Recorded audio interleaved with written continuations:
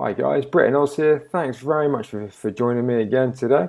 So what we're going to do, we're going to have a countdown of the maps featured on Battlefield 1. Now this order is purely on how I find the game and how much I enjoy playing the maps in Conquest mode. Doesn't necessarily include Rush or Operations, any other game modes. It's purely fun that I have on the maps and how well I find they play on Conquest. So starting off at number 9, we have Montegrappa.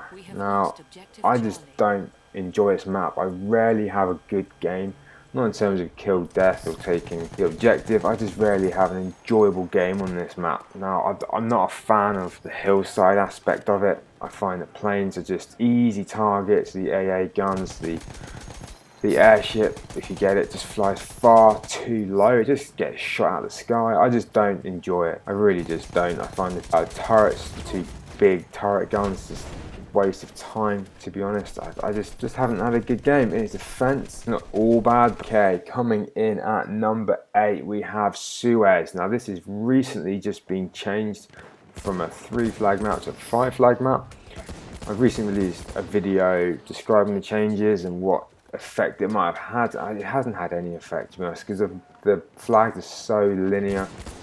There's no expanse to the game. It's just, yeah, I mean, I have intense battles on the map. I just don't necessarily enjoy it. You know, the players just funnel through the middle of the map. There's no variety really. Each game I play just seems to be the same. Yeah, there's just very, very little in the way of variety on this map and the game is played. Okay, in at number 7 we have Empire's Edge. This one, I tend just to stick to the same spots in the map, to be honest. The G flag in the fort is very rarely touched, and the A flag is very rarely touched, and most of the fighting is concentrated on 2 flags, the C and D in the middle of the map. B sometimes gets a bit of a hit, there's sometimes occasionally E.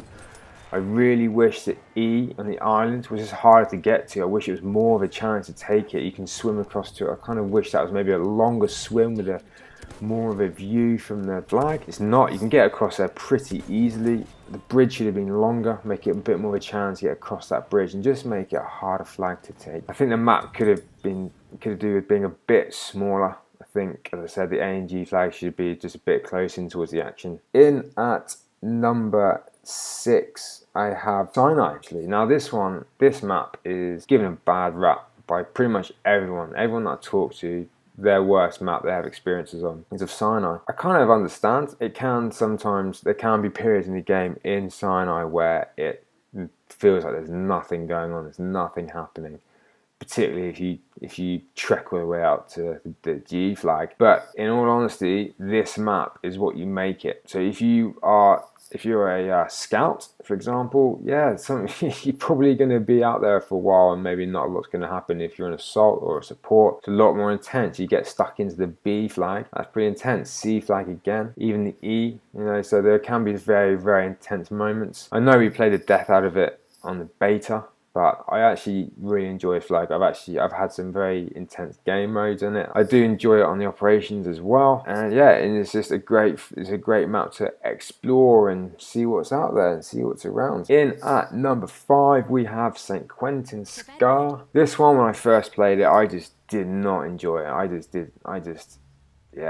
didn't really want to play it again. The more I play it, the more I get used to the map, the more I realise actually it's not too bad. There's a fair bit of variety. You've got your closing spaces, you've got your wide open spaces, you've got your trenches near A. So yeah, it is a varied map.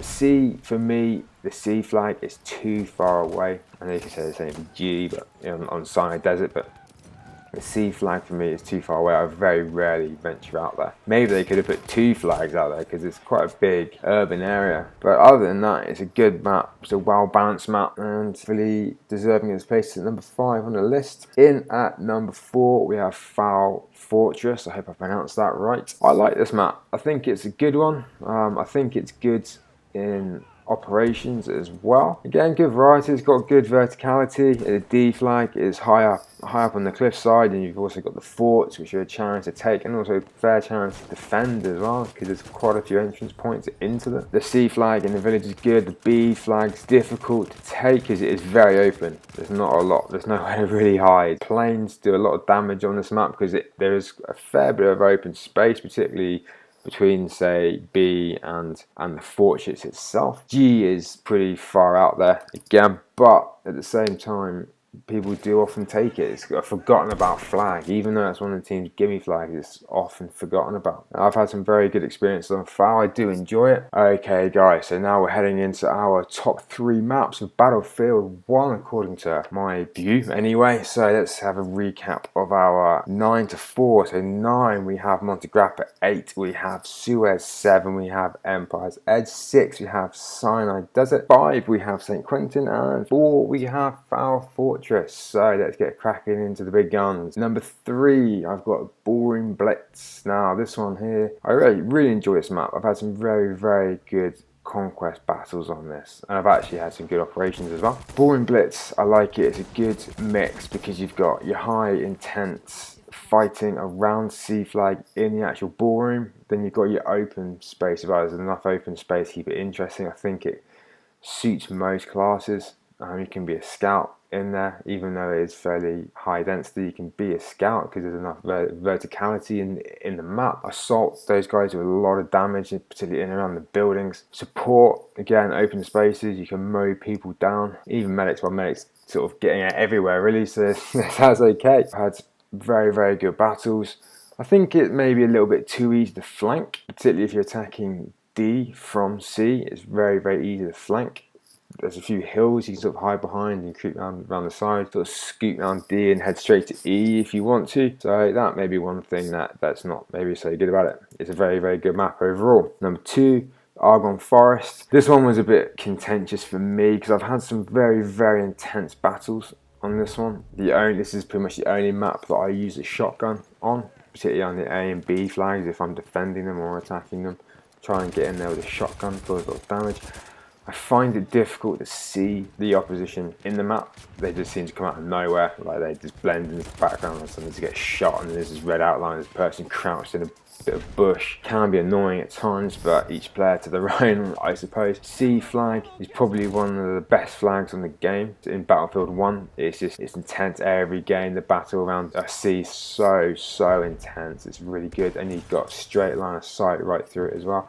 The only thing I'd say about this one is that it doesn't seem to be too much flow between A to E. So you might be, say, defending A, B, and suddenly you've got guys attacking E, and you take E, and suddenly you've got to go and defend B, and you're all over the shop really. Yeah, maybe the kind of a lack of flow goes against it a little bit, but it's a very enjoyable map, hence its position at number 2. Okay, so moving on to number 1, we have Amiens. Now, this is a very popular choice. Everything that I've read, everything that I've seen, everything that I've heard, Amiens generally comes out on top.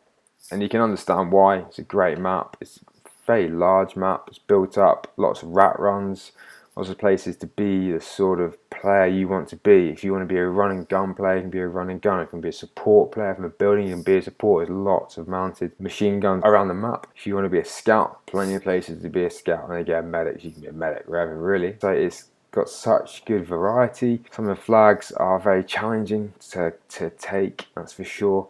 E flag springs to mind. It's in a tiny little alleyway. It's really difficult to get in there, and it's a real choke point. So once you've got it, you've really got to keep it, because it's one of the ones you can keep the whole game. We needed 1 or 2 guys in there to defend it, and you can keep it the whole game. The armoured train goes right through the middle of the map on this one. I really like that.